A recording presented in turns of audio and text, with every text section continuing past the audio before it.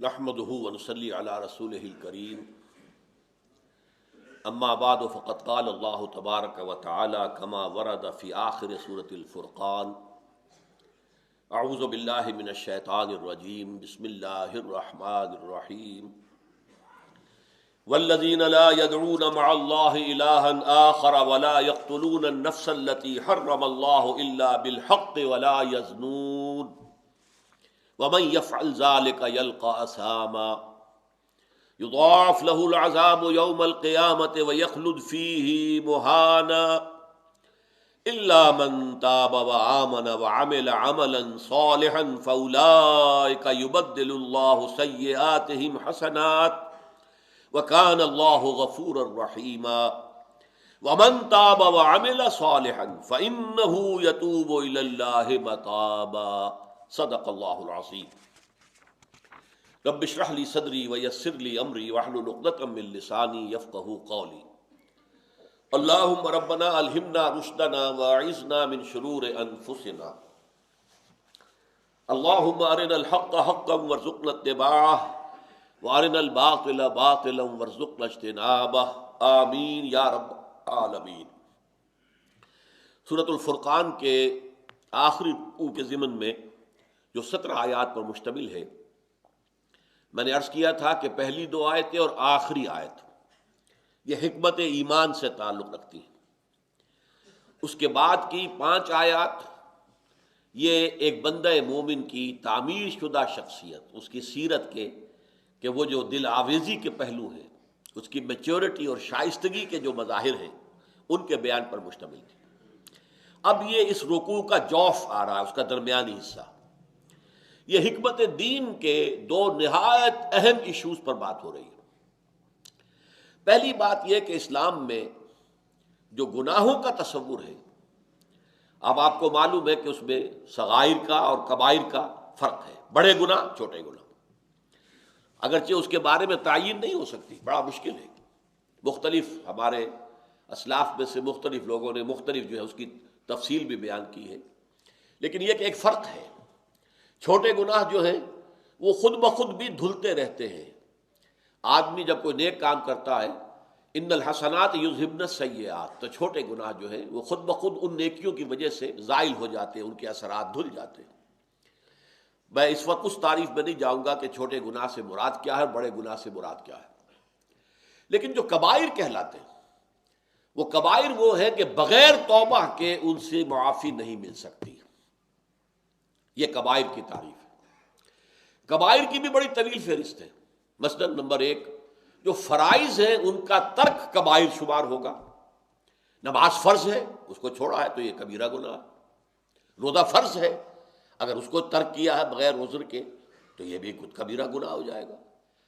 چاہے آپ بعد میں قضا بھی کر رہے ہو، لیکن جب آپ نے چھوڑا ہے، فرض تو تھا رمضان کا روزہ، وہ آپ نے چھوڑا ہے بغیر عذر کے، تو ایک کبیرہ گناہ ہے، جس کا کہ در حقیقت بڑی سزا ہے۔ اسی طریقے سے حج کسی پر واجب ہے، جس کے پاس استطاعت ہے، پیسہ ہے، صحت بھی ہے، جا کر حج کر سکتا ہے، بصورت دیگر پیسہ دے کر حج بدل کرا سکتا ہے، نہیں کرتا تو یہ بہت بڑا کبیرہ گناہ ہے، جس کو سورہ آل عمران میں جہاں حج کی فرضیت کا ذکر آیا ہے وہاں کفر سے تعبیر کیا گیا ہے۔ وَلِلَّهِ عَلَى النَّاسِ حِجُّ الْبَيْتِ مَنِ اسْتَطَاعَ إِلَيْهِ سَبِيلًا وَمَنْ كَفَرَ، یہ انسانوں کے اوپر اللہ تعالیٰ کا حق ہے، اگر وہ استطاعت رکھتے ہوں تو وہ حج ضرور کرے، اور جو نہیں کرے گا گویا کہ وہ کفر کر رہا ہے۔ لیکن یہ کہ کبائر جو ہے گناہ، ان گناہوں میں سب سے بڑے گناہ کون سے ہیں، یہ ہے موضوع ان آیتوں کا۔ اور پھر یہ کہ اگر یہ بھی صادر ہو جائیں، صغائر تو خود بخود زائل ہوتے رہتے ہیں، ان الحسنات یذہبن السیئات، بغیر توبہ کے بھی اللہ معاف کرتا رہتا ہے، لیکن کبائر بغیر توبہ کے معاف نہیں ہوتے۔ تو کبائر کے اثرات سے بچنے کا راستہ توبہ ہے۔ تو یہ 2 چیزیں جو ہیں ان آیات میں بیان ہو رہی ہیں جو ابھی میں نے تلاوت کی۔ فرمایا والذین لا یدعون مع اللہ الہا آخر، اور وہ لوگ کہ جو اللہ کے ساتھ کسی اور معبود کو نہیں پکارتے۔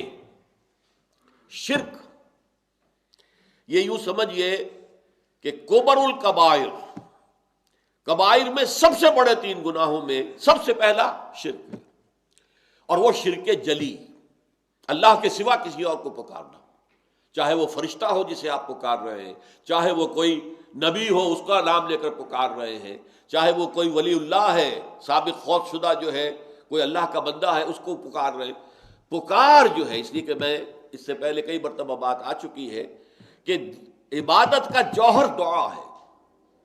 حضور کی حدیث ہے الدعاء مخ العبادہ، عبادت کا جوہر، عبادت کی یوں سمجھیے کہ جیسے کہ ہڈی کے اندر گودا ہوتا ہے، تو عبادت کا گودا جو ہے وہ ہے دعا، اللہ کو پکارنا، اللہ کے سوا کسی اور کو پکارنا، حالانکہ اللہ کو بھی پکار رہے ہیں۔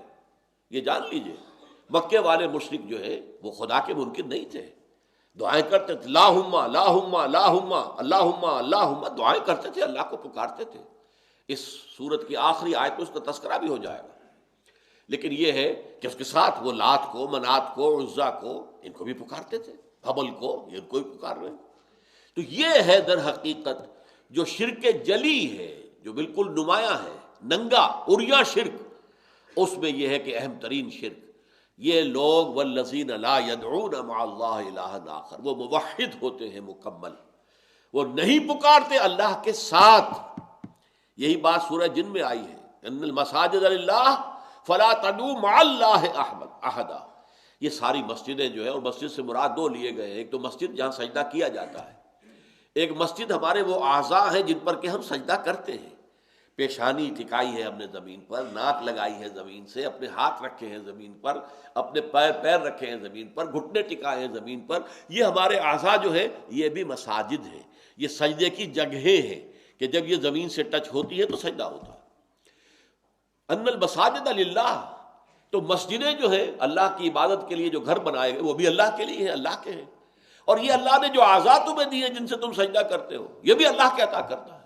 ان المساجد للہ فلا تدعوا مع اللہ احدا، تو دیکھو اللہ کو پکارنے کے ساتھ کسی اور کو نہ پکار بیٹھنا۔ یہ دعا لغیر اللہ کسی شکل میں، جو ہم سورہ فاتحہ میں پڑھ چکے ہیں، ایاک نعبد و ایاک نستعین، جو مرکزی آیت ہے سورہ مبارکہ کی، سورہ فاتحہ کی، 3 آیتیں پہلے ہیں الحمدللہ رب العالمین الرحمن الرحیم مالک یوم الدین، یہ اللہ کی حمد و ثنا کی آیتیں ہیں۔ ایاک نعبد و ایاک نستعین، یہ قول و قرار ہے، یہ میثاق ہے، یہ معاہدہ ہے، ان العہد کان مسئولا، اس کے بارے میں پوری بات پرس ہوگی۔ اے اللہ ہم صرف تیری ہی بندگی کرتے ہیں اور کریں گے، اور اے اللہ ہم صرف تجھ ہی سے مدد چاہتے ہیں اور چاہیں گے۔ استعانت، استغاثہ، استمداد، استدعاء، یہ سارے باب استفعال کے الفاظ جو ہیں یہ سب خالص ہیں اللہ کے لیے، کوئی غوث نہیں ہے اللہ کے سوا، صرف وہی ہے یا غیاث المستغیثین، غوث وہی ہے، کوئی غوث نہیں، کوئی نہیں ہے جسے پکارا جائے گا اللہ کے ساتھ یا اللہ کے سوا یا اللہ کو چھوڑ کر۔ یہ سب ایک بدترین اور گھناؤنے ترین جرائم میں سے ہے۔ والذین لا يدعون مع اللہ الہا آخر ولا يقتلون النفس التي حرم اللہ الا بالحق، اور دوسرا جو ہے کبر الکبائر یا کبریات الکبائر جو ہیں، یعنی کبیرہ گناہوں میں بڑے، سب سے بڑے گناہوں میں دوسرے نمبر پر ہے قتل ناحق، جس کے لیے سورہ مائدہ میں آیا ہے کہ اگر کسی نے ایک انسانی جان کو بھی قتل کیا ناحق فکانما قتل الناس جميعا، تو یہ ایسے گویا کہ اس نے پوری نوع انسانی کو ہلاک کر دیا۔ اس کی وجہ کیا ہے؟ انسانی تمدن جو ہے، یہ جو انسان مل جل کر رہتے ہیں، اس کی بنیاد ہے ایک دوسرے کے نفس، ایک دوسرے کی جان کا احترام اور ایک دوسرے کے مال کا احترام۔ ٹھیک ہے، اس کی جان کا احترام کرنا ہوگا۔ والذین لا یقتلون النفس التي حرم اللہ الا بالحق، اللہ تعالیٰ نے جسے حرام کر دیا ہے، انسانی جان نہیں لی جا سکتی ناحق، لیکن بالحق ہو سکتا ہے، جان لی جا سکتی ہے۔ کسی نے قتل عمد کیا ہے، جان بوجھ کر کسی کو قتل کیا ہے، اور اس کے وارث خون بہا لینے کو تیار نہیں، نہ معاف کرنے کو تیار ہے، اس کی جان لی جائے گی، قصاص کے اندر اس کی جان لی جائے گی۔ قتل ناحق کی سزا ہے۔ کسی شادی شدہ مرد یا عورت نے زنا کیا ہے، اس کو رجم کیا جائے گا۔ قتل کی بدترین شکل جو ہے پتھر مار مار کر جو ہے اسے ختم کر کیا جائے گا۔ اسلامی ریاست میں کوئی شخص مرتد ہو جائے، اسلام چھوڑ کر کوئی اور مذہب قبول کر لے، اسے قتل کیا جائے گا۔ یہ بھی شریعت اسلامی کے اندر حدود کے اندر شامل ہے۔ اور حالت جنگ میں کافر کو قتل کیا جائے وہ بھی جائز ہے، لیکن یہ نہیں ہے کہ کسی بھی وقت آپ جا کے کسی کافر کو قتل کر دیں، نہیں۔ جب جنگ ہے، محارب ہے، وہ محاربہ ہو رہا ہے، جنگ چل رہی ہے، اس وقت قتل کرنا۔ تو اس اعتبار سے یہ چار چیزیں ہیں جس کو حدیث میں آیا ہے، ان چار کے سوا اگر کسی بھی سبب سے انسان کو قتل کیا گیا تو یہ بہت بڑا گناہ ہے، بہت بڑا گناہ ہے۔ یہ گناہوں میں جو تین ٹاپ کے گناہ یہاں پر بیان کیے جا رہے ہیں، ان میں نمبر 2 پر ہے والذین لا يدعون مع اللہ الہا آخر، یہ پہلا، ولا يقتلون النفس التي حرم اللہ الا بالحق، اور نہ ہی وہ قتل کرتے ہیں کسی جان کو جسے اللہ نے محترم ٹھہرایا۔ انسانی جان کا احترام، انسانی جان محترم ہے، کافر کی بھی، الا یہ کہ حرب ہو، جنگ ہو، اور اس میں وہ حربی کافر جو ہے اس کو مارا جائے۔ عام حالات میں آپ کے ملک کے اندر ذمی اگر ہے، اس کا قتل اتنا ہی بڑا جرم ہے جتنا کسی مسلمان کا قتل کرنا جرم ہے۔ آپ کسی کو قتل نہیں کر سکتے۔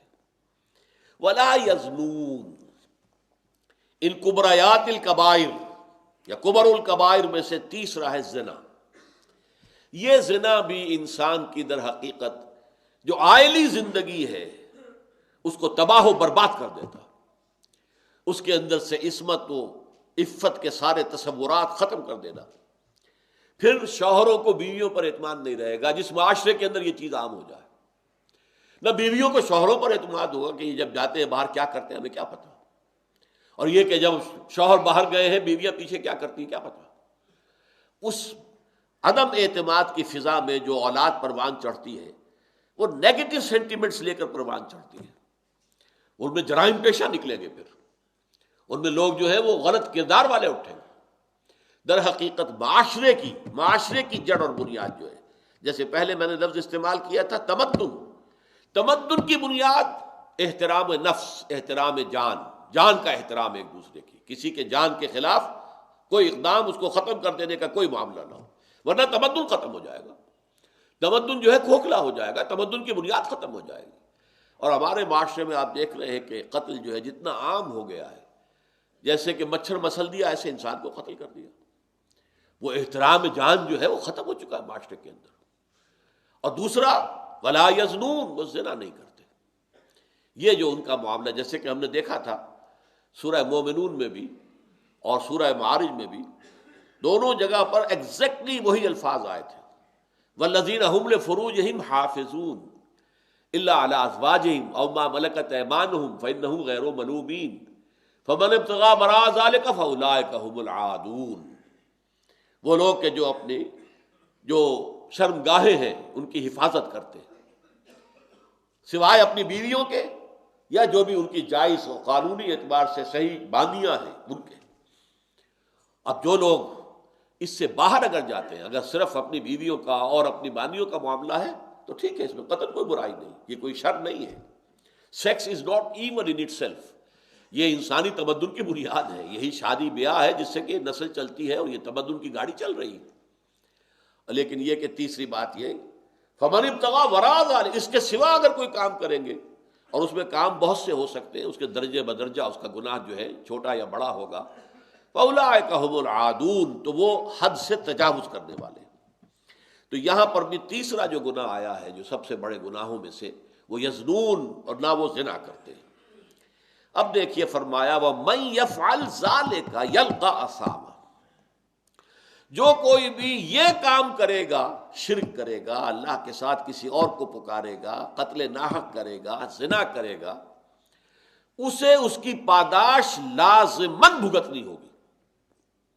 یہ گناہ از خود معاف نہیں ہوتے، ان کے لیے آگے آ جائے گا، توبہ کا دروازہ تو کھلا ہے، لیکن یہ خود بخود زائل نہیں ہوں گے، ختم نہیں ہوں گے۔ یلقا اسامہ، وہ اس کی پاداش، اسامہ اسم کا جو نتیجہ نکلنا چاہیے، اسم گناہ کو کہتے ہیں، یہ گناہ ہے تو ان گناہوں کی جو پاداش ہے وہ انہیں مل کر رہے گی۔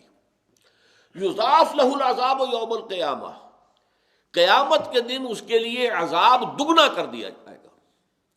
یہ مقام جو ہے ان مقامات میں سے ہے کہ جہاں سے کچھ سراغ ملتا ہے عذاب قبر کا۔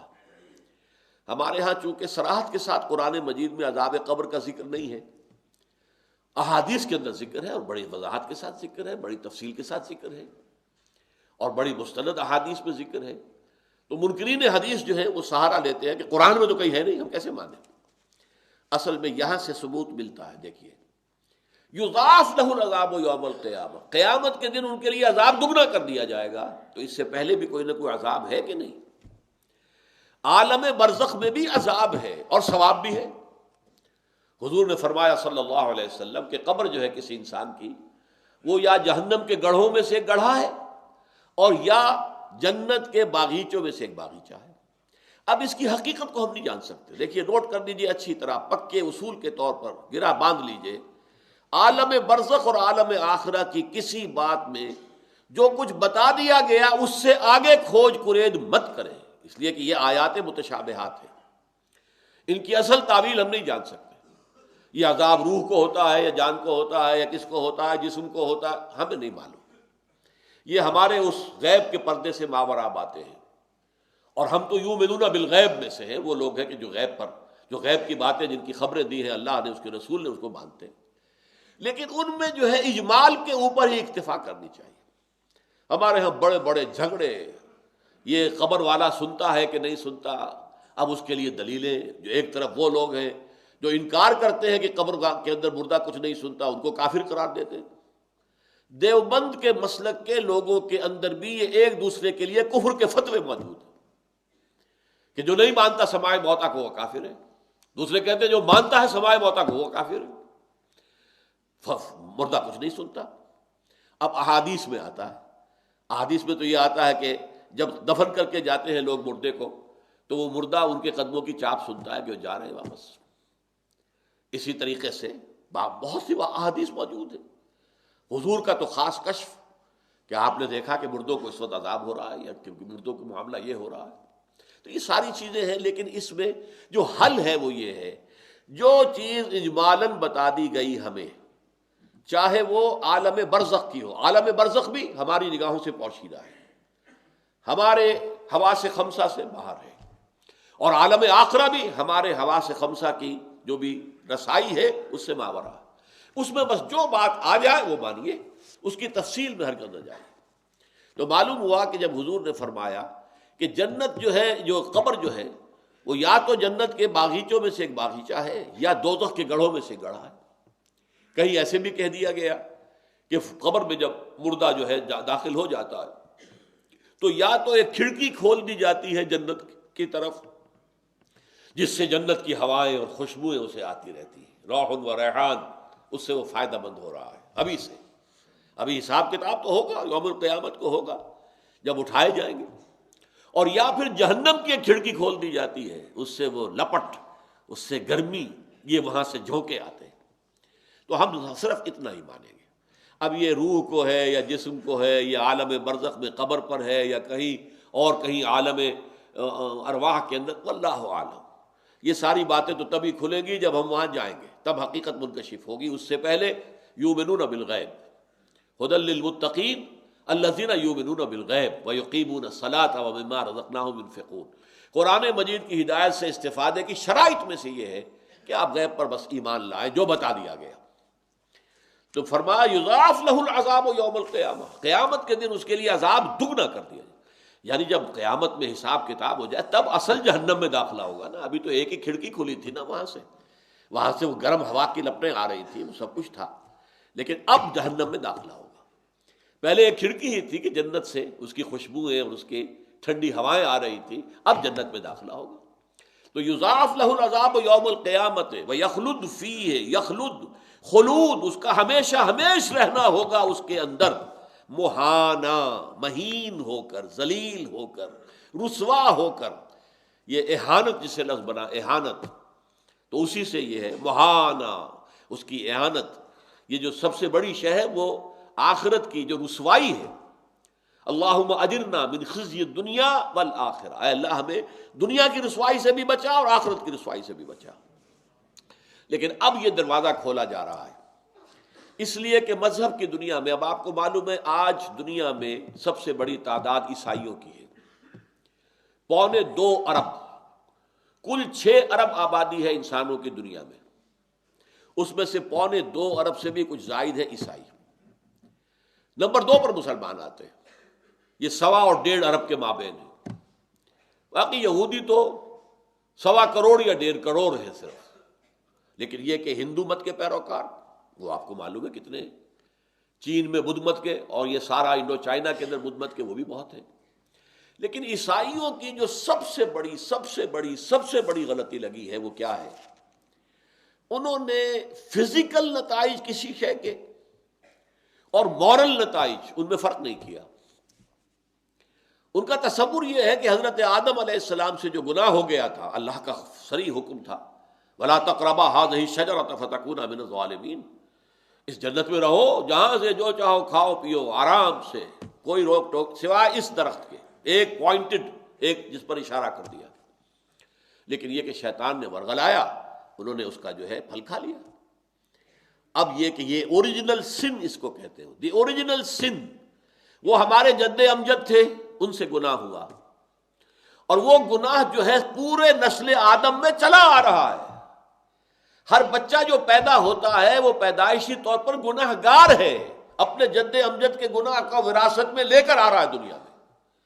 اب یہ ہے وہ ان کی غلطی، ہمالیہ ایسی غلطی جس پر پھر انہوں نے سارے اپنے جو ہے تصورات جو ہے. اب اس اوریجنل سن، اس سے بچنے کی شکل کیا ہے؟ بس عیسیٰ پر ایمان لے آؤ، گناہ معاف ہو جائے گا. یہ سارا کفارہ ہو جائے گا تمہارے سارے گناہوں کا. اوریجنل سن سے بھی پاک، اور سارے گناہ جو دنیا میں کرو وہ بھی پاک. یہ ساری چیزیں جو ہے وہ بنائے فاسد علی الفاسد، ایک فاسد عقیدے کے اوپر فاسد جو ہے اوپر بنیاد تعبیر کر دی گئی. قرآن مجید نے جو ہمارے لیے راستہ کھولا ہے، توبہ، بڑے سے بڑا گناہ ہو، شرک ہو. 2 مرتبہ سورہ نساء میں فرمایا ان اللہ لا یغفر ان یشرک بہ ویغفر ما دون ذلک لمن یشاء. اللہ اسے ہرگز معاف نہیں کرے گا کہ اس کے ساتھ شرک کیا جائے. ہاں، اس سے کم تر گناہ جس کو چاہے گا بخش دے گا، لیکن وہ بھی توبہ کر لو فارغ، آج ترک کر دو فارغ، کوئی اس کے اثرات نہیں ہیں. زہر کھاؤ گے مرو گے، لامحالہ مرو گے، یہ اس کا فزیکل اثر ہے. اور اب وہ جو ہے آپ اس کا ازالہ نہیں کر سکتے، وہ تو کھا لیا، کھایا گیا. گناہ کے بعد یہ نہیں ہے کہ اس کے مورل جو اثرات ہیں بد ہیں، ان سے بچنے کی کوئی شکل نہ ہو. یہ انتہائی مایوسی پیدا کرنے والی شے ہے. لہذا فرمایا الا من تاب، سوائے اس کے جو توبہ کرے. تابا یتوب توبن، آبا یعوب اوبن، یہ بڑے قریب کے الفاظ ہیں. آبا یعوب اوبن سے اواب بنا، اوابین، اللہ کی طرف رجوع کرنے والے، بہت رجوع کرنے والے، بہت رجوع کرنے والے. اللہم ربنا اجعلنا منہم. اسی طرح توابین، بہت توبہ کرنے والے، بہت توبہ کرنے والے، بہت توبہ کرنے والے. اس لیے فرمایا کہ کل بنی آدم خطاؤن، یہ حضور کی حدیث ہے بہت اہم. تمام بنی آدم خطا کار ہیں. خطا تو در حقیقت مبالغے کا صیغہ ہے. کل بنی آدم خطاؤن، ہر انسان جو ہے آدم کی اولاد کا بہت خطا کار ہے. وخیر الخطائین التوابون، ان خطاؤن کے اندر بہترین لوگ ہوئے جو توبہ کرتے ہیں. اور یہاں تک فرمایا گیا کہ آپ نے ایک گناہ سے توبہ کی، پھر کہیں حالات ایسے ہو گئے کہ آپ اپنے نفس پر قابو نہ رکھ سکے، پھر گناہ صادر ہو گیا، پھر توبہ کرو، کرتے رہو کرتے رہو. بہت پیارے جو اشعار ہیں یہ سربت کے ہیں. باز آ ہر چی ہستی باز آ، گر کافر و گمر و بت پرستی باز آ. این درگہ ماں درگہ نومیدی نیست، 100 بار اگر توبہ شکستی باز آ. آؤ لوٹو پلٹو، اور یہ کہ تم نے 100 مرتبہ بھی توبہ پہلے توڑی ہو تب پھر توبہ کرو، پھر باز آ جاؤ. ایک حدیث میں آتا ہے کہ ایک انسان خطا کرتا ہے، غلطی کرتا ہے، توبہ کرتا ہے، پھر توڑ بیٹھتا ہے، پھر غلطی کرتا ہے، خطا کرتا ہے، پھر توبہ کرتا ہے. جب تک وہ توبہ کرتا رہے گا اللہ کی رحمت کا دامن اس کے ہاتھ میں رہے گا. بلکہ ایک جگہ تو آتا ہے کہ ایک مرحلہ آتا ہے کہ پھر شیطان تھک جاتا ہے، چھوڑ دیتا ہے اسے کہ یہ تو توبہ کر ہی لے گا، تو فائدہ کیا ہے میں اسے گمراہ کر کے کسی غلط جو ہے کام کے اندر ڈالوں. تو اب یہ وہ بھی تھک جائے گا. لیکن یہ ہے کہ اللہ تعالیٰ نے توبہ کا دروازہ بند نہیں کیا، اور اس سے سارا گناہ سائل. التائب من الذنب کمن لا ذنب لہ، کس قدر جامع الفاظ ہے. گناہ سے توبہ کرنے والا ایسا ہے جیسے اس نے کبھی گناہ کیا ہی نہیں تھا. یہ نہیں ہے یلقا اسامہ جو ہے اب اس کی پاداش تو لگی رہے گی، وہ گناہ کے اثرات تو چلیں گے، نسل بعد نسل چلیں گے، نہیں، اللہ تعالیٰ صاف کر دے گا، واضح کر دے گا، بلکہ آگے آ رہا ہے اللہ تعالیٰ اس کی برائیوں کو بھلائیوں سے بدل دے گا۔ نامہ اعمال میں جو اندراجات تھے کہ اس نے یہ گناہ کیا، یہ گناہ کیا، یہ گناہ توبہ کی ہے، وہ سب صاف ہو جائیں گے، اس کی جگہ پر نیکیوں کا اندراج ہو جائے گا۔ اصل میں ہمارے ہاں بھی اس معاملے کے اندر جو ہے بڑی کوتاہی ہے بعض لوگوں کے ہاں، یہ بات پورے طور سے واضح نہیں ہے کہ کتنی عظیم یہ نعمت ہے جو اسلام نے توبہ کی عطا کی۔ اس کے بارے میں آپ کو ایسی ایسی حدیثیں ملیں گی۔ یہ حدیث جو ہے میں جو آپ کو سنانے چلا ہوں یہ ہے متفق علیہ، بخاری اور مسلم دونوں میں، لیکن بخاری میں مختصر ہے، مسلم میں ذرا مفصل ہے، میں وہ روایت مسلم سنا رہا ہوں۔ للہ اشد فرحا بتوبۃ عبدہ حین یتوب الیہ من احدکم کان علی راحلتہ بارض فلات فانفلتت منہ وعلیہا طعامہ وشرابہ فأیس منها فأتى شجرة فاستجع في ظلها وقد أيأس من راحلته فبينهما هو كذلك إذ هو بها قائمة عنده فأخذ بختامها ثم قال من شدة الفرح اللهم أنت عبدي وأنا ربك أخطأ من شدة الفرح۔ یہ صحیح مسلم کی روایت۔ فرماتے ہیں حضور اللہ کو اپنے گناہگار بندے کی توبہ سے جو خوشی ہوتی ہے، جو خوشی ہوتی ہے، جو خوشی ہوتی ہے، وہ اس شخص سے بھی بڑھ کر ہے جس کی اب مثال دے رہے ہیں۔ وہ مثال کیا ہے کہ ایک شخص لق و دق صحرا میں سفر کر رہا تھا، ایک اونٹ پر تھا، اونٹ ہی پر اس کا جو ہے جو راشن ہے کوئی کھانے پینے کے لیے وہ بھی سامان ایک طرف کو لٹکا ہوا ہے، اور پانی بھی ہے، پانی بھی لٹکا ہوا ہے، چھاگل ہے، کچھ ہے، پانی بھی اسی پر ہے۔ کہیں تھوڑے دیر کے لیے رکتا ہے اور وہ رک کر وہاں پر آرام کر رہا کسی درخت کے نیچے۔ اب آنکھ کھولی تو دیکھا اونٹ غائب۔ اس اونٹ ہی کے اوپر اس کا کھانا بھی ہے، اس کا پانی بھی ہے، وہی سواری بھی ہے۔ وہ دوڑتا ہے شمال میں، جنوب میں، مشرق میں، مغرب میں، دوڑ دوڑ کے کہیں اس کا نشان نہیں مل رہا۔ تو مایوس ہو کر ایک درخت کے سائے میں بیٹھ جاتا ہے، گویا کہ موت کے انتظار میں، کہ اچانک دیکھتا ہے کہ اونٹ تو ہے، کھڑا ہے، موجود ہے۔ اب جو اس پر جسے کہتے ہیں شادی مرگ، اتنی خوشی طاری ہوئی اس پر، اتنی خوشی طاری ہوئی کہ وہ کہنا تو چاہتا تھا اے اللہ میں تیرا بندہ تو میرا رب، کہہ یہ بیٹھا اے اللہ میں تیرا رب تو میرا بندہ۔ یعنی جو اس طریقے سے اتنا وہ پاگل ہو گیا اس وقت اپنی خوشی کی وجہ سے، فرط مسرت میں، کہ وہ اتنی بڑی غلطی کر بیٹھا کہ اس نے یہ کہا اللہم انت عبدی، تو میرا بندہ ہے، وانا ربک، اور میں تیرا رب۔ یہ خوشی کا تصور کیجئے۔ اس طرح بائبل کی بڑی پرانی سٹوری ہے، دی پروڈیگل سن۔ ایک شخص کے کئی بیٹے تھے، ان میں سے ایک بیٹا نٹ کھٹ تھا، شریر تھا۔ اس نے کہا میرا تو ابھی وراثت کا حصہ جو ہے منتقل کر دو مجھے۔ وہ زبردستی اپنا حصہ لے کے جو ہے وہ چلا گیا، پھر سارا عیش و عشرت میں اڑا دیا۔ اب وہ بالکل مفلوق الحال ہو گیا، کوئی پیسہ پاس نہیں تھا۔ اب وہ باہر چاروں چار جائے گا کہاں؟ کل شیء یرجع الی اصلہ، آیا باپ کے پاس۔ باقی بیٹے اس کے جو کاروبار کر رہے تھے یا جانور پال رہے تھے، سب کچھ اس کے پاس تھے۔ اب باپ نے اس بیٹے کی آمد کی خوشی میں جشن منایا، دعوت کی۔ بیٹوں نے شکایت کی ابا جان یہ آپ کا وہ شریر بیٹا جو زبردستی اپنا سارا حصہ لے کے چلا گیا تھا، اور اس کی آپ اتنی آؤ بھگت کر رہے ہیں۔ باپ کا جواب کیا تھا؟ بیٹو اگر تم کسی گلے کو لے کر جا رہے ہو اور اس میں سے ایک بھیڑ گم ہو جائے تو کیا تم پورے گلے کو چھوڑ کر اس بھیڑ کو تلاش کرنے کے لیے نہیں نکلو گے؟ میرے گلے کی ایک یہ بھولی ہوئی بھٹکی ہوئی بھیڑ تھی جو آج مجھے واپس مل گئی ہے، تو میں تو اس کے اوپر مسرت کا جشن منا رہا ہوں۔ تو یہ ہے انسان غلط راستے سے واپس آئے، مڑ جائے۔ التائب من الذنب کمن لا ذنب له، اور اس کے لیے فرمایا ہے جب تک موت کے آثار شروع نہ ہو جائیں، ما لم یغرغر، جب یہ جان جو ہے یہاں آ کر ہنسلی میں اٹک جائے، کلا اذا بلغت التراقی وقیل من راق وظن انہ الفراق، یہاں اس کے بعد تو موت کا دروازہ، توبہ کا دروازہ بند ہے۔ اسی طریقے سے جب آثار قیامت شروع ہو جائیں گے، اور ان میں علامات قیامت بہت سی ہیں، صغیر بھی ہے، کبیر بھی ہے، بڑی بھی ہے۔ تو وہ جو اکبر العلامات ہیں، جو زیادہ سب سے زیادہ بڑی، ان میں سے سورج کا مغرب سے طلوع ہونا ہے۔ جب وہ ہوگا تو توبہ کا دروازہ بند ہو جائے گا، اب اس کے بعد کسی انسان کے توبہ کرنے کی کوئی حیثیت نہیں ہوگی۔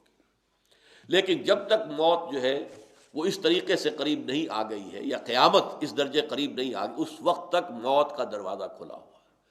باز آ باز آ، یہ تو جیسا کہ حدیث میں آتا ہے کہ رات کے آخری گھڑیوں میں اللہ تعالیٰ اپنے اس 7ویں آسمان سے نزول اجلال فرماتے، پہلے آسمان پہ آ جاتے، اور پھر ندا ہوتی ہے، حل من مستغفر فاغفر له، ہے کوئی شخص کہ جو استغفار کر رہا ہو تو میں اسے معاف کر دوں، حل من سائل فاعطیہ، ہے کوئی مانگنے والا کہ میں اسے دوں۔ تو ہم تو مائل میں کرم ہیں، کوئی سائل ہی نہیں، راہ دکھلائیں کسے، رہنو منزل ہی نہیں، الا من تاب۔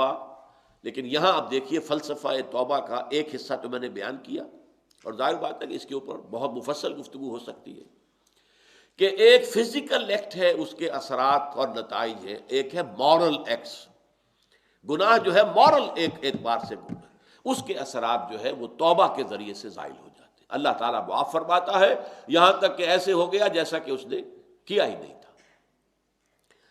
الا من تاب، لیکن اس کے بعد جو لفظ آیا ہے بہت، وآمن، سوائے اس کے جو توبہ کرے اور ایمان لائے۔ اب غور کیجئے یہ کیوں کہا گیا؟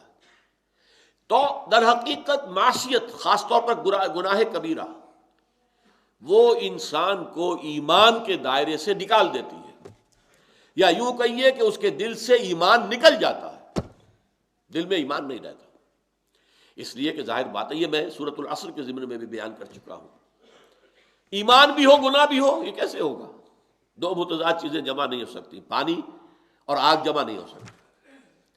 لہذا اس وقت جب کہ وہ گناہ کا ارتکاب کر رہا ہے، ایمان اس کے دل سے نکل جاتا ہے، لہذا جب توبہ کرتا ہے تو یہ تجدید ایمان ہے، اثر نو وہ اب ایمان لا رہا ہے، تجدید ایمان۔ اسی لیے ہماری جو تنظیم اسلامی کی بنیادی دعوت کے لیے 3 الفاظ میں نے کبھی اختیار کیے تھے، وہ ہمارے ہاں چھپتے بھی ہیں: تجدید ایمان، توبہ، تجدید عہد، اپنے ایمان کو تازہ کرنا اور اللہ کی جناب میں رجوع کرنا، اور تجدید عہد، اللہ سے عہد دوبارہ استوار کرنا ہے، اللہ ایاک نعبد و ایاک نستعین، اثر نو عہد کرتا ہوں کہ تیری ہی بندگی کریں گے اور کرتے رہیں گے، اور تجھی سے مدد چاہتے ہیں اور چاہتے رہیں گے۔ تو توبہ کے بعد ایمان، اس لیے کہ احادیث صاف ہے، کیا کریں؟ اگرچہ یہ مسئلہ بڑا ٹیڑھا ہے، میں نے حقیقت ایمان پر لیکچرز دیے تھے، اب یہ کوئی 8-10 سال پرانی بات ہے، میں نے اس میں مختلف جو ہمارے ہاں مختلف لوگوں کے، مختلف حلقوں کے، مختلف فرقوں کے جو اس ضمن میں عقائد ہیں، ان کی پوری تفصیل سے جو ہے میں نے جائزہ لے کر وہ واقع بیان کی ہے۔ آیا جیسے آیا، لا یؤمن احدکم، تم میں سے کوئی شخص مومن نہیں ہو سکتا، حتی اکون احب الیہ من والدہ وولدہ والناس اجمعین، جب تک کہ میں تمہیں محبوب تر نہ ہو جاؤں اپنے باپ سے، بیٹے سے اور تمام انسانوں سے۔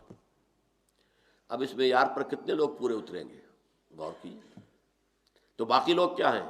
وہ مومن نہیں ہیں، مومن نہیں ہیں تو کافر ہیں، کافر ہیں تو مرتد ہیں، مرتد ہیں تو واجب القتل ہے۔ چلیے وہ تو ایک چین آف آرگومنٹ ہے نا، دلیل بڑھتی جائے گی۔ ایک اور حدیث، 3 مرتبہ قسم کھائی اللہ کے رسول نے، واللہ لا یؤمن، واللہ لا یؤمن، واللہ لا یؤمن، خدا کی قسم فلاں شخص مومن نہیں ہے، خدا کی قسم وہ مومن نہیں ہے، خدا کی قسم وہ مومن نہیں ہے۔ پوچھا گیا من یا رسول اللہ، کون، کس کے بارے میں فرما رہے ہیں؟ الذی لا یامن جارہ بوائقہ، وہ شخص کے جس کی تکلیف دہی جو ہے، شر انگیزی ہے، اس سے اس کا جو پڑوسی ہے وہ امن میں نہیں ہے، چین میں نہیں ہے۔ اب یہ آپ کہیں گے بد اخلاقی، کج خلقی، کوئی گناہ کبیرہ نہیں، کہ نہ شرک ہے، نہ کوئی قتل ناحق ہے، نہ زنا ہے، صرف کج خلق انسان ہے، اور اس کی وجہ سے پڑوسی سہما رہتا ہے، پتہ نہیں کس وقت یہ کیا کر بیٹھے، کیا کہہ دے، اس سے بچ کے ہی نکلنا چاہتا ہے کہ کچھ پتہ نہیں اس وقت یہ کیا منہ سے بک دے گا۔ تو وہ شخص مومن نہیں ہے، خدا کی قسم مومن نہیں ہے، خدا کی قسم مومن نہیں۔ یہ چیزیں ذرا غور کیجیے۔ تو کیا وہ کافر ہو گیا، مرتد ہو گیا؟ یہ جو سب سے پہلی تفریق ہوئی ہے مسلمانوں میں اور جن کی تکفیر کی گئی بالاجماع، وہ لوگ خوارج ان کی غلطی یہی تھی، ایسی احادیث کی بنیاد پر انہوں نے یہ رائے قائم کر لی کہ جو بھی گناہ کبیرہ کا ارتکاب کرے وہ کافر ہو گیا تو مرتد ہے تو واجب القتل ہے تو اس کی جان بھی حلال، اس کا مال بھی حرام، اس کی بیوی بھی جائز ہے آپ کے لیے کہ آپ اسے لونڈی بنا کر اپنے گھر میں ڈال دیں۔ انا للہ و انا الیہ راجعون۔ اسی موضوع پر پھر امام ابو حنیفہ کی کتاب ہے الفقہ الاکبر، مومن کون ہوتا ہے، مسلم کون ہوتا ہے۔ تو یہ جو ایمان کہا جا رہا ہے نہیں ہے، خدا کی قسم نہیں ہے، یہ اصل میں ایمان کی نفی تو ہے، اسلام کی نفی نہیں ہے، یہ دو چیزیں علیحدہ ہیں۔ قالت الاعراب آمنا قل لم تؤمنوا ولکن قولوا اسلمنا، وہ تو معلوم ہوا کہ دو چیزیں جو ہے علیحدہ ہیں۔ یہ بدو کہہ رہے ہیں ہم ایمان لے آئے، نبی سے کہہ دیجیے تم ایمان ہرگز نہیں لائے ہو، یوں کہو کہ ہم اسلام لے آئے، تمہارے اسلام کا دعویٰ قبول، تمہارا دعویٰ ایمان رد، تو ایمان اور ہے، اسلام اور ہے۔ اسلام سے نکلنے والا مرتد ہوتا ہے، ایمان کی حقیقت انسان کے دل سے نکل گئی یا وہ دائرہ ایمان سے نکل گیا، یہ میرے الفاظ ہیں، لیکن مسلم وہ رہے گا۔ چاہے ایک شخص نے زنا کیا تھا اور آپ نے اس کو رجم کیا ہے، پتھر مار مار کے مارا ہے، پھر بھی اس کی نماز جنازہ آپ پڑھیں گے، وہ مسلمان ہے، وہ کافر نہیں ہو گیا ہے، مسلمان ہے۔ تو اسلام اور ہے، وہ ایک قانونی حدود ہے جس میں رہنے والا شخص مسلمان ہے، ان قانونی حدود سے نکل جائے گا تو وہ کافر ہوگا، مرتد ہوگا۔ لیکن جو شخص ان قانونی حدود کے اندر ہے تو آیا اس کے دل میں ایمان بھی ہے یا نہیں، یہ بالکل دوسری بات ہے۔ تو ایمان کی نفی ہے گناہ کبیرہ، چنانچہ فرمایا لا یزنی الزانی حین یزنی وہو مؤمن، متفق علیہ روایت ہے، کوئی زانی حالت زنا میں، حالت ایمان میں زنا نہیں کرتا۔ کیسے ہو سکتا دل میں ایمان اور زنا ہو رہا؟ تو اس ایمان کی دو کوڑی کی قیمت نہیں ہے، پھر کیا فائدہ اس ایمان کا جو انسان کو روک نہ سکے۔ لا یزنی الزانی حین یزنی وہو مؤمن ولا یسرق السارق حین یسرق وہو مؤمن ولا یشرب الخمر حین یشرب وہو مؤمن، کوئی زانی حالت ایمان میں زنا نہیں کرتا، کوئی شرابی حالت ایمان میں شراب نہیں پیتا، کوئی چور حالت ایمان میں چوری نہیں کرتا۔ جب یہ کام کر رہا ہے ایمان اس کے دل سے خارج ہو گیا۔ اور ایک اور حدیث میں بیان کیا گیا جب انسان توبہ کرتا ہے تو وہ ایمان لوٹ آتا ہے دل میں، بلکہ بڑے پیارے الفاظ ہیں، جب انسان گناہ کرتا ہے ایمان اس کے دل سے نکل کر اس کے سر پر ایک پرندے کی طرح چکر لگاتا رہتا ہے۔ اگر توبہ کرتا ہے واپس آ جاتا ہے، توبہ نہیں کرتا رخصت ہو جاتا ہے۔ لیکن ایمان رخصت ہوا، اسلام نہیں۔ اسلام اور چیز ہے، ایمان اور چیز ہے۔ اسلام کی شرائط کچھ اور ہے، ایمان کی شرائط کچھ اور ہے۔ ایمان کی روح سے سب سے بڑا فرض جہاد فی سبیل اللہ ہے، اسلام کی روح سے سب سے پہلا فرض نماز ہے اللہ کی راہ میں۔ بنی الاسلام علی خمس، اسلام کی بنیاد 5 چیزوں پر ہے۔ شہادت اللہ الہ الا اللہ، ایمان کا لفظ نہیں لائے یہاں، شہادت اس کی کہ اللہ کے سوا کوئی معبود نہیں اور محمد اللہ کے رسول ہے۔ اقام الصلاۃ و ایتاء الزکوٰۃ و صوم رمضان و حج البیت، یہ 5 چیزیں ان کے اوپر قائم، جو اس دائرے میں ہے وہ مسلمان۔ یا کسی شخص نے ایمان کے اہم کسی رکن کا انکار کر دیا، وہ بھی دائرہ اسلام سے خارج ہو جائے گا۔ ختم نبوت کا انکار کیا، وہ دائرہ اسلام سے خارج ہو جائے گا۔ اللہ تعالیٰ کے علی کل شیء قدیر ہونے کا انکار کیا، دائرہ ایمان سے خارج، دائرہ اسلام سے بھی خارج۔ علی کل شیء قدیر بکل شیء علیم، وہ ہر چیز کا جاننے والا، ہر شے پر قادر ہے، یہ ایمان رکھنا لازم۔ تو فرمایا الا من تاب، سوائے ان کے جو توبہ کرے، وآمن، اور اپنا ایمان، یا تو پہلے وہ کافر تھا تو ایمان لایا اور تھا مسلمان اور گناہ سرزد ہو گیا، تو پھر گویا کہ اس نے اپنے ایمان کی تجدید کی۔ وعمل عملا صالحا، تجدید ایمان کا ثبوت کیا ہے؟ اس کا عمل درست ہو جائے۔ اگر عمل درست نہیں ہو رہا تو پھر یہ توبہ کی تسبیح کرنے سے توبہ نہیں ہوتی۔ استغفر اللہ ربی من کل ذنب واتوب الیہ، 1000 دانے کی تسبیح لے کر بیٹھ جائیے، 1000 مرتبہ اس جملے کی جو ہے تکرار کیجئے، ذکر خدا بندی کا آپ کو ثواب مل جائے گا، توبہ نہیں ہوگی۔ صحیح توبہ کی شرائط 3 ہیں، حقوق اللہ کے ضمن میں اگر کوئی کوتاہی ہوئی، اور 4 ہیں اگر حقوق العباد کے ضمن میں کوئی کوتاہی ہوئی۔ سب سے پہلے یہ کہ گناہ پر واقعی حقیقی پشیمانی دل میں ہو کہ یہ میں کیا کر رہا تھا، یہ پشیمانی کا ہونا لازم۔ نمبر 2 عہد کرنا کہ اب کبھی نہیں کروں گا، چاہے کچھ اس عرصے کے بعد پھر وہ کسی کمزوری یا ایمان کی حالت میں توبہ توڑ بیٹھے، یہ دوسری بات ہے بالکل۔ اللہ نے ایسے لوگ بھی پیدا کیے ہیں کہ جن کے اندر بڑا قوی ارادہ ہے، قوت ارادی مضبوط ہے، ایک دفعہ ایک بات طے کی بس اب یہی ہوگا، اور ویسے ایسے کمزور لوگ بھی ہیں، لاغر لوگ بھی ہیں، قوت ارادی کے اعتبار سے فیصلہ کرتے ہیں لیکن اس پر قائم نہیں رہ سکتے۔ لیکن اس حوالے سے یہ ہے کہ دوبارہ توبہ کریں گے، لیکن جس وقت توبہ کریں گے یہ شرط لازم ہے کہ پورا فیصلہ ہو، یہ ڈٹرمنیشن ہو کہ اب یہ کام دوبارہ نہیں۔ اور تیسرا یہ کہ ایک مرتبہ لازماً چھوڑ دیا جائے، چاہے جیسا کہ میں نے عرض کیا، پھر دوہرا رہا ہوں، چاہے کچھ عرصے کے بعد پھر اس سے اس کا ارتکاب ہو جائے۔ یہ 3 ہیں چیزیں حقوق اللہ کے ضمن میں گناہ سے توبہ کرنے کی شرائط۔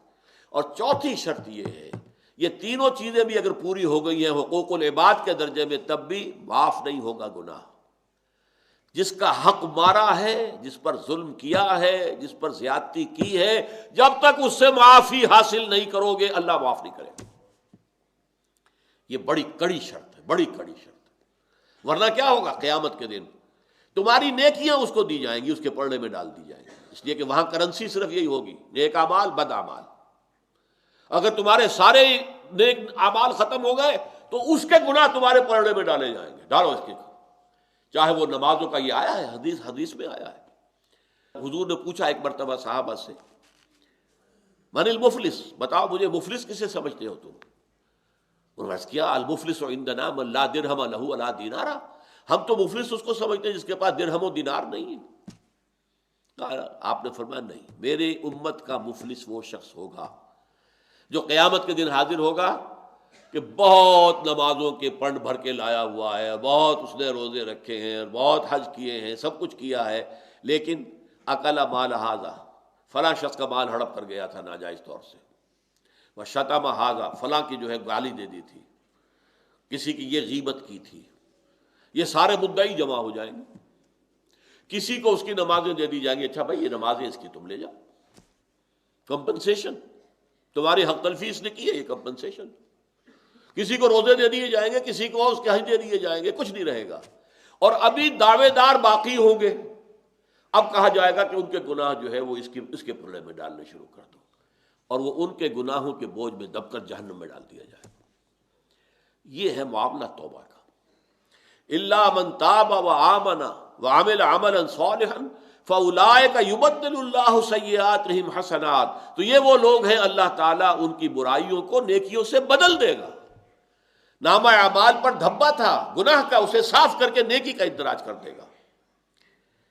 ومن تاب، اب دوبارہ دہرا کر فرمایا ومن تاب وعمل صالحا، اور جو توبہ کرے حقیقی توبہ اور کام اچھے کرے، عمل صالح ہو جائے، درست ہو جائے، فَإِنَّهُ يَتُوبُ إِلَى اللَّهِ مَتَابًا، تو وہ شخص ہے کہ جو حقیقت میں توبہ کرتا ہے اللہ کی جناب میں جیسا کہ توبہ کرنے کا حق ہے۔ اللہم ربنا اجعلنا منہم، اللہم ربنا اجعلنا منہم، اللہم ربنا اجعلنا منہم۔ بارک اللہ لی ولکم فی القرآن العظیم ونفعنی وإیاکم بالآیات والذکر الحکیم۔